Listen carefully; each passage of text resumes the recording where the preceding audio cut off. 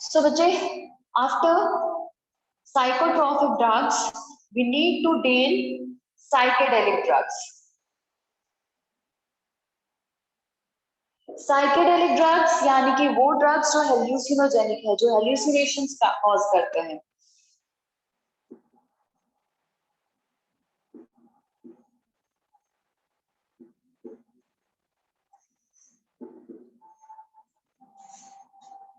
ठीक है, तो बच्चे इसमें सबसे पहले हम बात करेंगे कैनाबॉइड्स की, कैनाबिनॉइड्स की. तो बच्चे सबसे पहले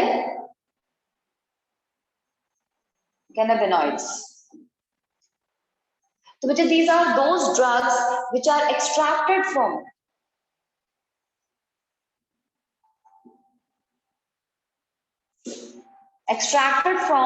a plant that is Cannabis sativa. Cannabis sativa एक plant है जिससे ये drug extract किया जाता है. तो बच्चे इसमें से अलग-अलग तरह के drugs with hallucinogenic properties वो extract किए जाते हैं बच्चे. तो बच्चे इसमें आता है चरस,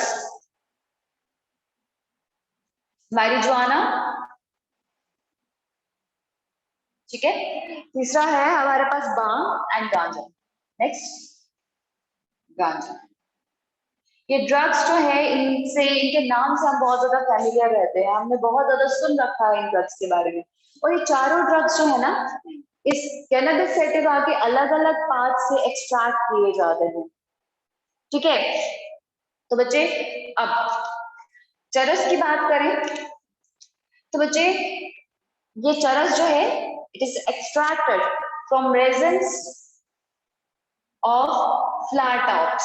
फ्लावर टॉप्स जो है उसके रेजिन से एक्सट्रैक्ट किया जाता है चरस. ठीक है, और marijuana जो है वो फ्लावर्स से ही एक्सट्रैक्ट किया जाता है, लेकिन ड्राई फ्लावर्स.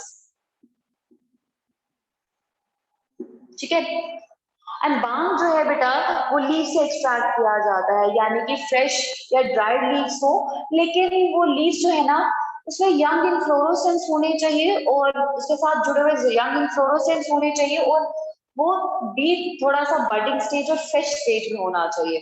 तो बच्चे फ्रेश और ड्राइड लीव्स, ठीक है, और इन्फ्लोरोसेंस. ठीक है, उसके बाद गांजा.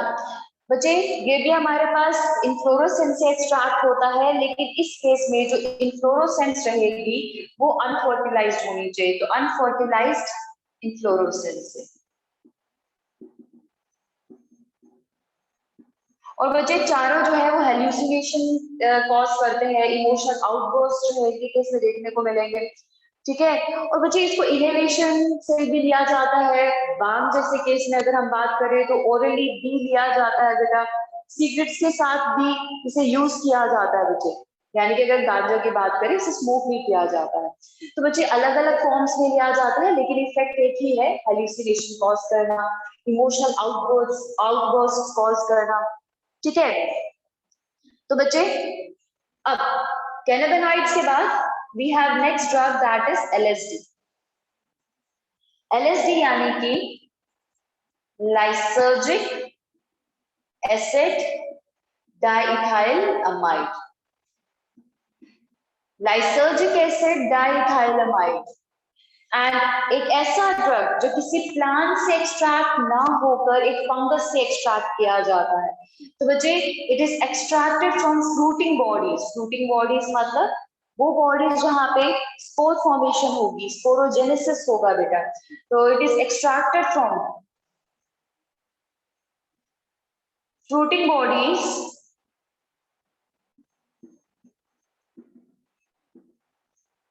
of a fungus that is Claviceps purpura. वो फंगस जो है उसका नाम है Claviceps purpura.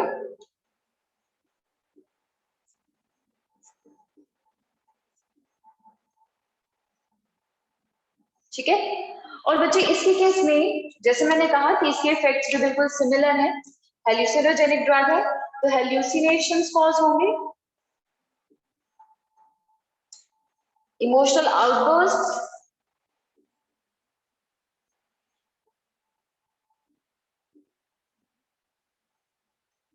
साइकोसिस यानी कि मेंटल डिस्टरबेंस वो देखने को मिलती है। तो बच्चे ये ड्रग जो है, जो हेल्यूसिनोजेनिक होते हैं, वो बहुत ही ज्यादा हार्मफुल होते हैं।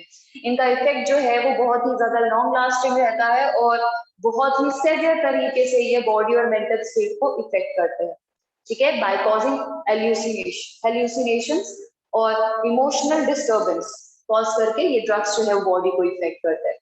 तो बच्चे बात सिंपल सी यही है कि पॉइंट जो है वो सिर्फ एक टाइम के यूफोरिया इफेक्ट की वजह से जो है बॉडी जो है इसकी हैबिचुअल हो जाती है और उससे मेंटल स्टेट भी जो है वो हैबिचुअल हो जाती है, क्योंकि ये ड्रग्स जो है वो कहीं ना कहीं नर्वस और बॉडी के अदर रिसेप्टर्स को स्टिमुलेट करते हैं। स्टिमुलेट करने की वजह से पेन रिलीविंग, उसके बाद बॉडी में एक्साइटमेंट या फिर कामनेस इंड्यूस करके या फिर नर्वस और इमोशनल इफेक्ट्स क्रिएट करके जो बॉडी जो है उसे रिलैक्सेशन देता है। तो बॉडी जो है इसी वजह से हैबिचुअल हो जाती है।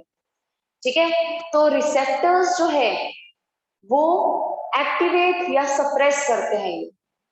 ठीक है, रिसेप्टर्स को, जैसे कि अगर हम फर्स्ट केस पे बात करें सीडेटिव्स की, दूसरे ओपिएट नारकोटिक्स की, वो रिसेप्टर्स को, काफी सारे रिसेप्टर्स को स्विच ऑफ कर देते हैं, यानी कि उसके इफेक्ट को खत्म कर देते हैं bye covering there binding sites.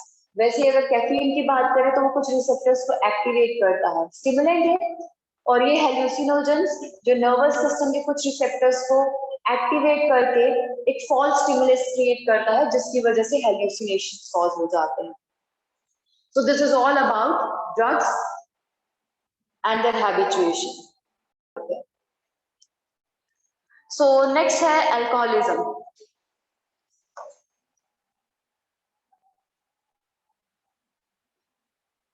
Alcoholism term जो है वो अल्कोहल पे डिपेंडेंसी को शो करता है, यानी कि dependency of a person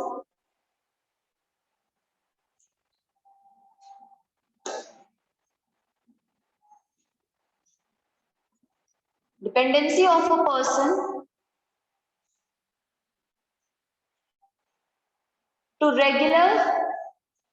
regularly consume alcohol. Alcohol को रेगुलरली कंज्यूम करने की डिपेंडेंसी को अल्कोहलिज्म कहा जाता है। लो अमाउंट पे लो या हाई अमाउंट पे, it's one and the same thing. But अगर रेगुलर कंजम्पशन हो रही है हमारे पास तो भी अल्कोहलिज्म, चाहे लो कंसंट्रेशन में हो चाहे हाई कंसंट्रेशन में हो। Concentration in the terms of distillation के हिसाब से बात करेंगे, अल्कोहल कंटेंट कितना है। जैसे कि अगर हम बात करें वाइन और बियर की, वाइन और बियर जो है उनमें कंसंट्रेशन अल्कोहल की कम होती है। ठीक है, क्योंकि डिस्टिलेटेड नहीं होते ये। बाकी कुछ केस में अल्कोहल जो है वो ज्यादा रहता है, like in case of vodka, like in case of whisky, they are highly concentrated. तो अगर आप कोई भी कंसंट्रेशन ले रहे हो, चाहे वो हाईली कंसंट्रेटेड हो चाहे लो कंसंट्रेटेड, किसी का भी कंजम्पशन हो रहा है तो उसे अल्कोहलिज्म कहा जाएगा। ठीक है, सो बच्चे अब अल्कोहल जो है वो बहुत सारे इफेक्ट करता है, लेकिन बच्चे सबसे पहला इफेक्ट जो है वो है लीवर पे। तो बच्चे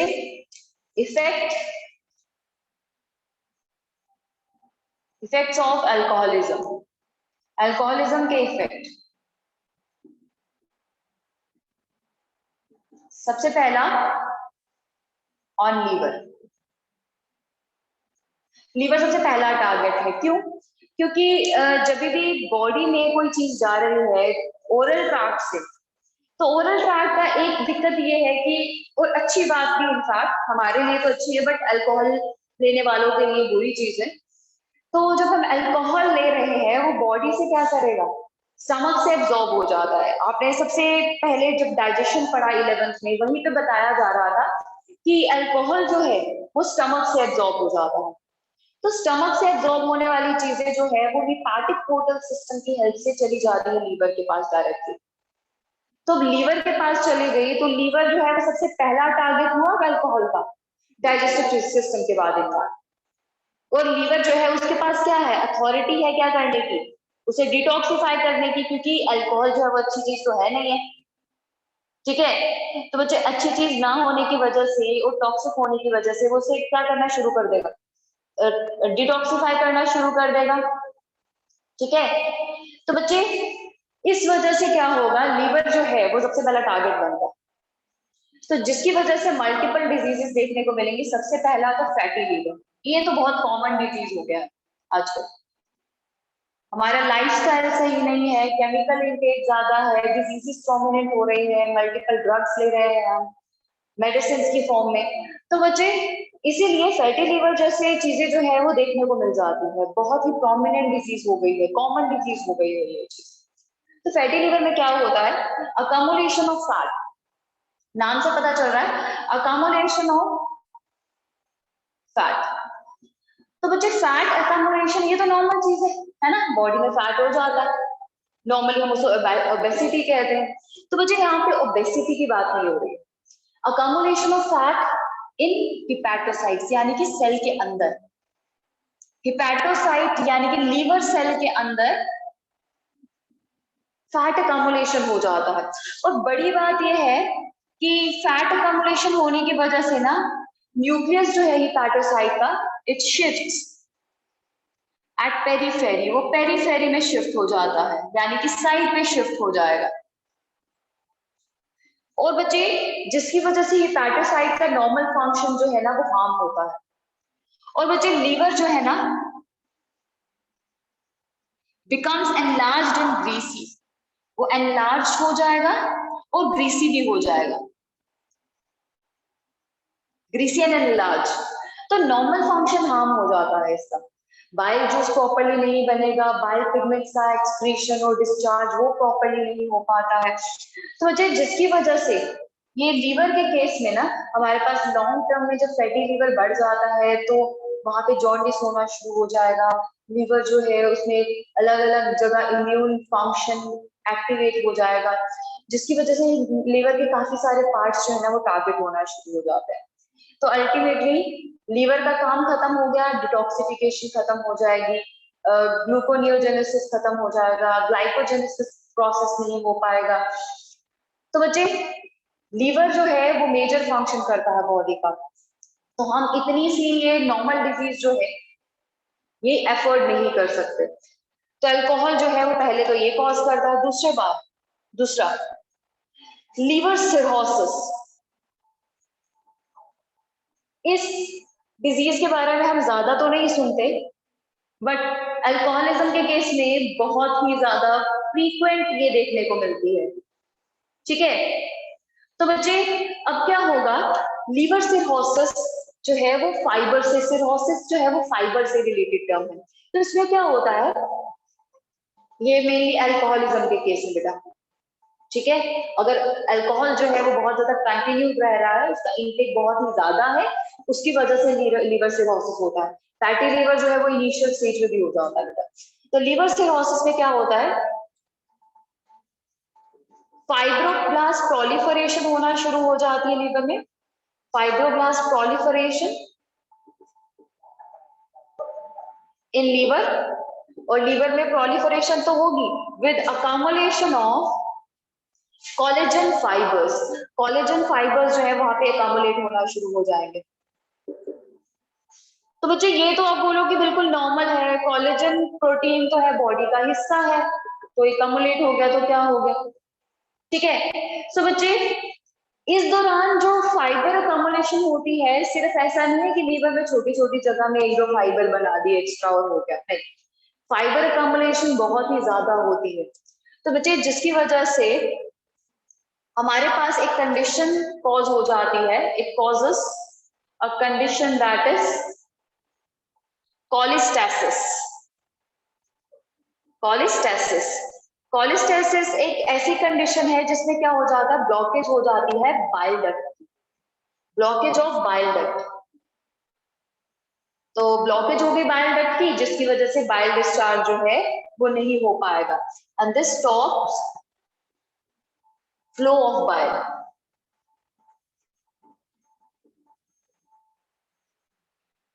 ठीक है।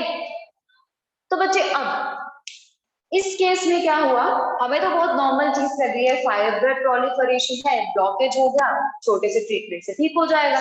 नहीं बच्चे, इतनी सी बात नहीं है। क्या होगा, बाइल डक्ट है, let's say this is a bile duct, bile duct में प्रोलिफरेशन होगी फाइबर्स की। अब बच्चे फाइबर्स का होना नॉर्मल तो नहीं होगा, फाइबर्स अकमुलेशन होगी, बाइल पिगमेंट यहाँ पे अकमुलेट होना शुरू हो जाएंगे। और बॉडी के लिए बाइल पिगमेंट क्या है, टॉक्सिक चीज है। इम्यून सेल जो है वो उनको समझ आ जाएगा कि यहाँ पे तो डेफिनेटली कुछ गड़बड़ हुई है, जिसकी वजह से ज्यादा टॉक्सिन्स इकट्ठे हो गए हैं, फाइबर्स इकट्ठे हो गए। तो पता है क्या होगा, यहाँ पे इम्यून सेल्स आगे इकट्ठा होना शुरू हो जाएंगे और ज्यादा प्रोलिफरेशन और अटैकिंग अरेंजमेंट यहाँ पे बना देंगे। तो इम्यून सेल जो है वो भी यहाँ पे इकट्ठा हो जाता है, ठीक है। In fact liver has their own macrophages called as Kupffer cells, उन्हें कफर सेल्स कहा जाता है। तो कफर सेल्स मैक्रोफेज होते हैं लीवर के। और बच्चे कफर सेल्स क्या है, वो आगे इकट्ठा होना शुरू हो जाएंगे, चेक करने आएंगे कि क्या हो गया। और चेक करने के चक्कर में वहीं पे ठीक करने के कंसर्न से ना वो यहाँ पे और ज्यादा मेस क्रिएट कर देते हैं, चीजें ठीक नहीं होती, उल्टा और खराब हो जाती है।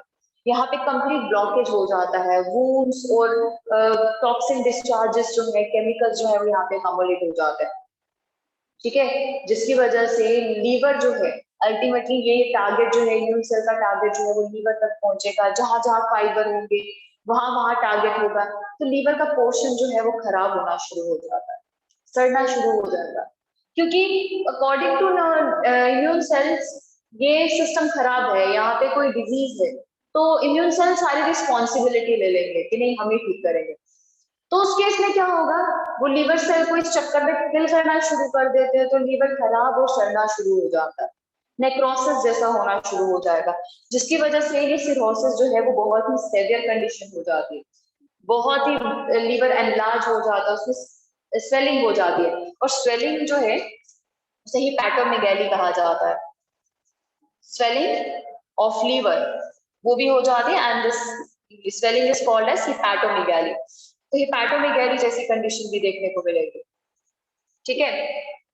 और बच्चे इस केस में हमारे पास ऑप्शन रहता है कि बचे हुए लीवर को बचा लिया जाए, ठीक है। एक वो केस रहता है और दूसरा केस रहता है कि लीवर ट्रांसप्लांट अगर मैक्सिमम दिक्कत हो गई है तो, ठीक है, अदरवाइज ऑप्शन नहीं। अल्कोहलिज्म का कंटिन्यूस, अल्कोहल का कंटिन्यूस इनटेक जो है वो ये कंडीशन कॉज करता है, ठीक है। अगर आप कहो कि नॉर्मल कंडीशन में ऐसा हो गया, नॉर्मल कंडीशन में ये, नॉर्मल केस में ये कंडीशन बहुत ही रेयर है बेटा, अल्कोहल इनटेक अगर ज्यादा है तो ही ये कंडीशन अराइज होती है, अदरवाइज रेयर है। तो दिस इज लिवर सिरोसिस, ठीक है। अब बच्चे थर्ड कंडीशन है एक और, जिसके बारे में मतलब जैसे आप नॉर्मली सुनते हो हेपेटाइटिस, ठीक है। तो बच्चे एक हेपेटाइटिस जो होता है वो वायरस की हेल्प से, वायरस की वजह से होता है। तो एक होता है अल्कोहलिक हेपेटाइटिस जो अल्कोहल की वजह से होता है। हेपेटाइटिस जो वायरस की वजह से होता है ना, उसमें लीवर सेल्स डीजनरेट होना शुरू हो जाते हैं, बट यहाँ पे भी डीजनरेशन होता है, but degeneration of hepatocytes due to alcohol, ठीक है। और इसमें भी जो क्या होता है, damaged cells, this damage cells get surrounded by, जो हिपैटोसाइट डैमेज हो गए होते हैं ना, they get surrounded by PMNL, जो कि इनेट इम्यूनिटी का पार्ट है, सेल्युलर इम्यूनिटी, सेल्युलर बैरियर का हिस्सा है, पॉलीमॉर्फोन्यूक्लियर ल्यूकोसाइट्स, ये इसे क्या करेंगे, सराउंड कर देंगे, ठीक है। और सराउंड करने के बाद हमारे पास ये हिपैटोसाइट्स को डाइजेस्ट करने की कोशिश करेंगे, जिसकी वजह से कुछ डेंस मासेस क्रिएट हो जाएंगे, ग्रैन्युलर से मासेस क्रिएट हो जाएंगे, दे क्रिएट्स ग्रैन्युलर मासेस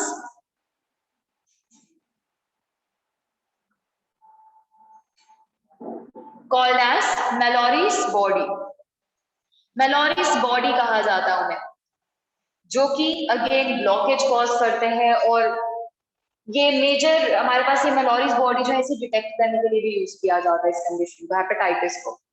तो मेलोरिस बॉडी क्रिएट हो जाती है, उसके बाद ग्रैन्युलर मास जो है ये तो हमारे पास काम का तो होता नहीं, उल्टा टॉक्सिक की तरह काम करता है, टॉक्सिन की तरह। बट हेपेटोसाइट्स में फर्दर वो टेंडेंसी नहीं होती कि वो डिटॉक्सिफिकेशन करे या नॉर्मल अपने प्रोसेसेस करे। ठीक है, तो बच्चे ये 3 इफेक्ट्स हैं जो अल्कोहलिज्म की वजह से होते हैं। फाइन। तो बच्चे अब लीवर तो हुआ कंप्लीट, लीवर है जो मेजर टारगेट रहता है, बट इसके अलावा we have some other reasons also like nervous system, digestive system. ये 2 और मेजर टारगेट्स हैं जो कि अल्कोहल के रहते हैं। अल्कोहल जो है उससे नर्वस सिस्टम भी इफेक्ट होगा और गैस्ट्रिक सिस्टम भी, क्योंकि जो इसका इंटेक है वो ओरल है। ठीक है, ओरल इंटेक रहेगा, तो वजह इसीलिए डाइजेस्टिव ट्रैक्ट जो है वो टारगेट रहेगा ही रहेगा। तो बच्चे अब क्या होगा, नेक्स्ट इफेक्ट की बात करेंगे। तो अल्कोहल जो है वो ओरल ट्रैक्ट से डाइजेस्टिव सिस्टम के कांटेक्ट में आता है। ठीक है, तो गैस्ट्रिक रीजन के ईसोफेगस के कांटेक्ट में आएगा। ठीक है, तो इसीलिए बच्चे हमारे पास डिफरेंट इफेक्ट्स जो है वो डाइजेस्टिव ट्रैक्ट में भी देखने को मिलते हैं। तो इफेक्ट ऑन लीवर के बाद effect on digestive tract.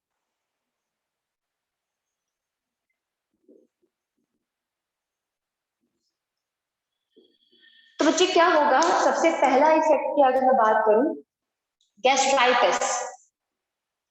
Gastritis यानी कि इन्फ्लेमेशन ऑफ गैस्ट्रिक म्यूकोसा,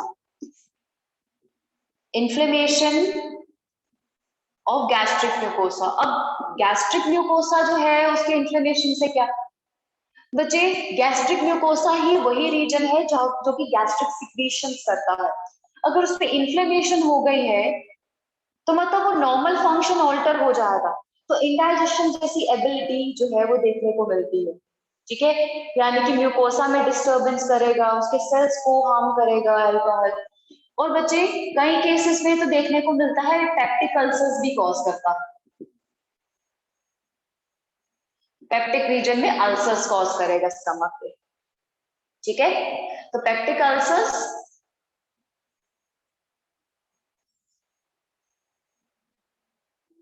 ठीक है, उसके बाद next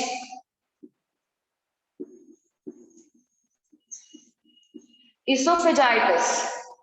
Again, it's an inflammation condition, an inflammation of esophagus.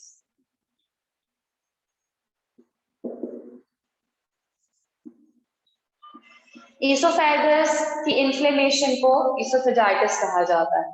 तो मुझे एक कंडीशन और है जिसमें क्या होता है कि जो डाइजेस्टिव ट्रैक्ट है उसका म्यूकोसा जो है, उसका पूरा म्यूकोसा जो है वो निकल ही जाता है, वो टेयर अप हो जाता है। ठीक है, तो बच्चे ऐसी कंडीशन को मेलोरीज वेस्ट सिंड्रोम कहा जाता है। मेलोरीज वेस्ट सिंड्रोम यानी कि tearing up of mucosa longitudinal section में, तो tearing up of mucosa, gastric mucosa. तो गट म्यूकोसा जो है वो टेयर अप हो जाएगा। तो बच्चे ये इक्वली हार्म करता है डाइजेस्टिव ट्रैक्ट को भी, यानी कि हमारे पास गैस्ट्रोइंटेस्टाइनल एरिया जो है वो पूरा इफेक्ट हो जाता है, एब्जॉर्प्शन एबिलिटी लो हो जाएगी, इसोफेगस इन्फ्लेमेट हो जाएगा, हार्म होता है बहुत रेट पे इससे। एंड गैस्ट्राइटिस, गैस्ट्राइटिस भी एक ऐसी कंडीशन है जिसमें गैस्ट्रिक ग्लूकोसा हार्म हो जाएगा और फर्दर वहां पे डाइजेशन जो है वो इफेक्ट होगी। ठीक है, अब नेक्स्ट बात करते हैं इफेक्ट ऑन नर्वस सिस्टम, क्योंकि नर्वस सिस्टम जो है वो इक्वली इफेक्ट करता है अल्कोहल। तो effect on nervous system,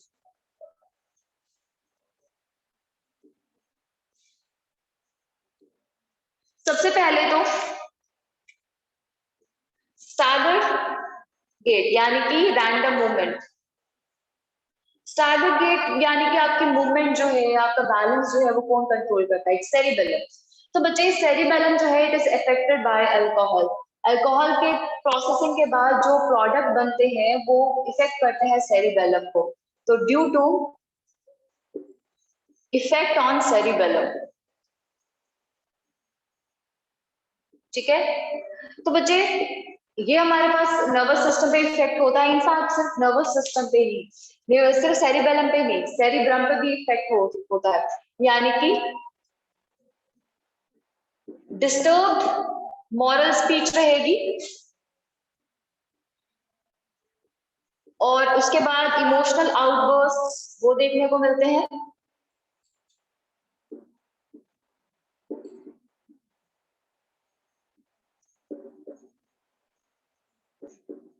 emotional outburst देखने को मिलते हैं। तो बच्चे ये सारी चीजें जो है वो नर्वस सिस्टम इफेक्ट होने की वजह से होता है। नाउ एक बहुत बड़ा इफेक्ट ऑन हार्ट, यानी कि सर्कुलेटरी सिस्टम।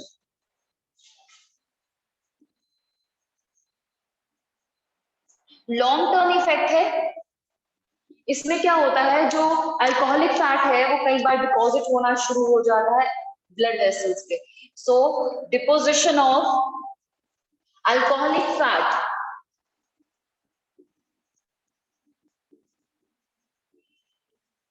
ऑन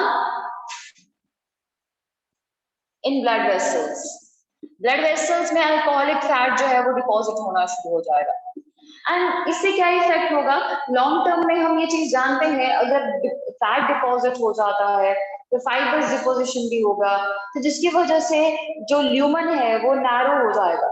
ठीक है, हम कोरोनरी आर्टरी डिजीज के बारे में जानते हैं, यानी कि एथेरोस्क्लेरोसिस। तो बच्चे वैसी कंडीशन जो है वो देखने को मिलेगी। तो बच्चे लॉन्ग टर्म में अगेन हार्ट अटैक जैसी कंडीशन जो है वो यहाँ पे दिखेगी बच्चे। फर्दर सर्कुलेटरी सिस्टम के बाद इफेक्ट्स ऑन किडनीज, किडनीज पे भी इफेक्ट है। किडनी के नॉर्मल फंक्शन को ये खत्म कर देता है। तो बच्चे यानी कि इसका एक हार्मोन है, that is it lowers the secretion of, it lowers the secretion of anti diuretic hormone. Anti diuretic hormone की सिक्रीशन को कम करता है। ठीक है, यानी कि क्या होगा, डायूरेसिस बढ़ जाएगा, यानी कि यूरिन जो है वो बहुत ही डाइल्यूट पास होगा, एक्सेसिव पासिंग होगी यूरिन की। तो किडनी के फंक्शन को भी इफेक्ट करता है। तो किडनी हो, हार्ट हो, डाइजेस्टिव ट्रैक्ट हो, नर्वस सिस्टम हो, वो सब इफेक्ट रहेंगे बच्चे अल्कोहल से। ठीक है, और बच्चे हमारे पास सिर्फ इतनी सी बात नहीं की जाती, अगर हम बात करें बहुत सारे ग्लैंड्स, तो हार्मोनल लेवल्स को ये बहुत ज्यादा डिस्टर्ब करता है। एंटी डायूरेटिक की बात को हम कर चुके, ठीक है। उसके अलावा बहुत सारे कॉर्टिसोल्स हैं जो कि एड्रेनल ग्लैंड रिलीज करता है, उसके बहुत सारे कॉर्टिकॉइड्स हैं उसको इफेक्ट करेगा, जैसे कि कॉर्टिसोल के लेवल को इंक्रीज कर देगा। ठीक है, कॉर्टिसोल के लेवल को इंक्रीज कर देगा, वेसोप्रेसिन को कम कर देगा। ठीक है, उसके बाद उसको थायरॉक्सिन को भी कम कर देता है। तो मैं अलग से लिख देती हूँ इसका, इंक्रीज इन कॉर्टिसोल, कॉर्टिसोल जो है उसे इंक्रीज कर देगा, एंड डिक्रीज इन वेसोप्रेसिन जो हम ऑलरेडी बात कर चुके हैं, यानी कि anti diuretic hormone, and thyroxine also, जिसकी वजह से बीएमआर भी कम हो जाता है। ठीक है, तो ये हमारे पास हार्मोन में भी इफेक्ट।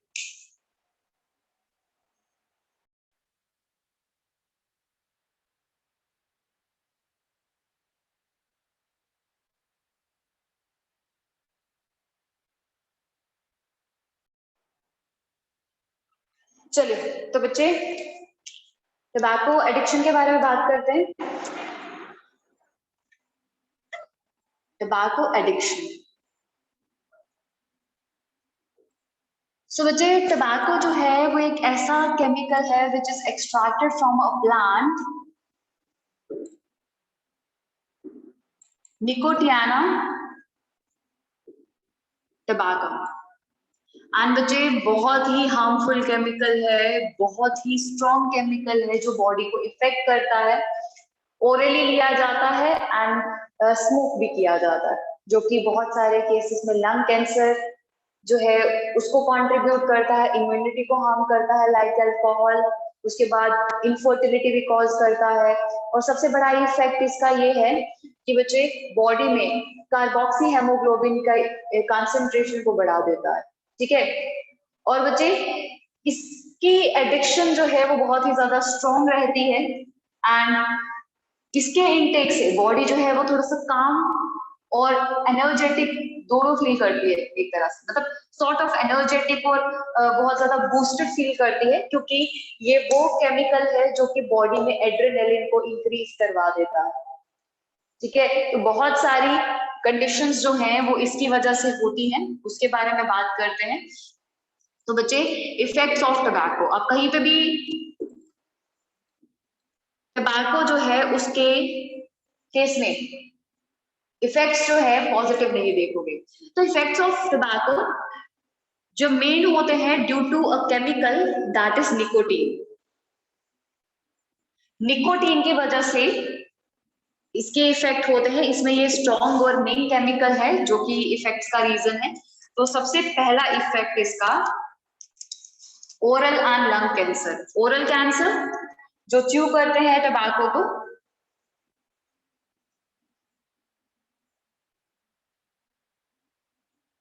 ठीक है, च्यू करते हैं तो उनके लिए ओरल कैंसर भी, अदरवाइज लंग कैंसर जो है जो स्मोक करते हैं मेनली उनके केस में। ठीक है, तो अब बच्चे दूसरा effect, it reduces immunity. Alcohol के केस में भी इम्यूनिटी इफेक्ट होती है बेटा, ठीक है, तो इम्यूनिटी को रिड्यूस कर देता है। एंड तीसरा इफेक्ट, तो तीसरा इफेक्ट ये है कि इसके केस में हमारे पास एम्फीसीमा जैसी कंडीशन हो जाती है। ठीक है, वही थिएटर वाला वो जो अंकल थे जिनको एम्फीसीमा हो गया था, तो फिर उनकी डेथ हो गई क्योंकि उनकी एल्वियोलाइज काम नहीं कर रही थी, उनकी एल्वियोलाइज की वॉल खराब हो गई। ठीक है, तो इसीलिए जब हमारे पास जो सिगरेट की पैकिंग्स होती है उसमें मेंशन किया गया होता है कि हार्मफुल है, बट इसे सेल करना होता है क्योंकि इससे बहुत सारा जीएसटी मिलता है बेटा गवर्नमेंट को। ठीक है, तो इसीलिए वो सेल करते हैं, बट वो वार्निंग दे देते हैं कि ठीक है देखना है देखो, नहीं देखना है तो हमारे लिए बहुत बढ़िया। ठीक है, बट अगर देख लोगे तो बेटर रहता है क्योंकि उससे सेहत बच जाती है। ठीक है, क्योंकि अल्टीमेटली जो साथ देगा वो ये लंग्स ही देंगे, डाइजेस्टिव ट्रैक्ट ही देगा, वो इम्यूनिटी ही देगी। अब नेक्स्ट इसके बाद जैसे हम बात करें तो inflammation of bronchi, that is bronchitis.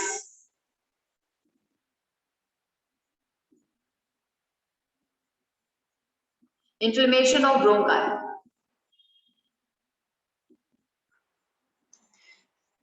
उसके बाद फर्दर इट इंक्रीजेस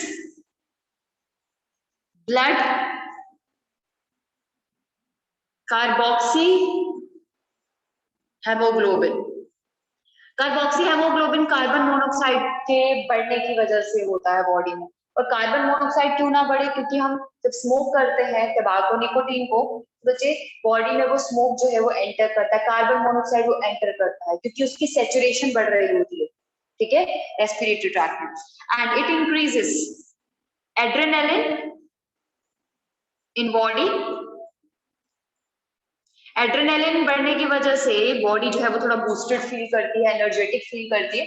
इसीलिए कुछ लोगों को जो चेन स्मोकर्स होते हैं जिन्हें निकोटीन की हैबिट हो जाती है, डिपेंडेंस हो जाती है निकोटीन की, तो वो क्या करते हैं, उनको हर वक्त एक्टिव रहने के लिए स्मोक करना पड़ता है। तो जब तक वो स्मोक नहीं करते वो एक्टिव फील नहीं करते, and it is due to adrenaline. तो it increases adrenaline which further increases cardiovascular activity, जो कि कार्डियोवेस्कुलर एक्टिविटी को बढ़ाता है। ठीक है, तो बच्चे अगर कार्डियोवेस्कुलर एक्टिविटी बढ़ रही है, ऑब्वियसली हार्ट रेट बढ़ रहा है, हाइपरटेंशन इंक्रीज हो जाएगा। ठीक है, तो बच्चे उसके बाद हाँ एक और चीज जो है इसके केस में, ओरल कैंसर और लंग कैंसर तो कॉज करता ही है ना, उसके अलावा ये पेप्टिक अल्सर्स भी कॉज करता है, गैस्ट्रिक और पेप्टिक अल्सर्स भी कॉज करेगा, क्योंकि अगर ये स्टमक में जा रहा है तो ऑब्वियसली गैस्ट्रिक म्यूकोसा से भी ये इंटरफेयर करता है बेटा। ठीक है, सो ये है हमारे पास टबैको के इफेक्ट्स।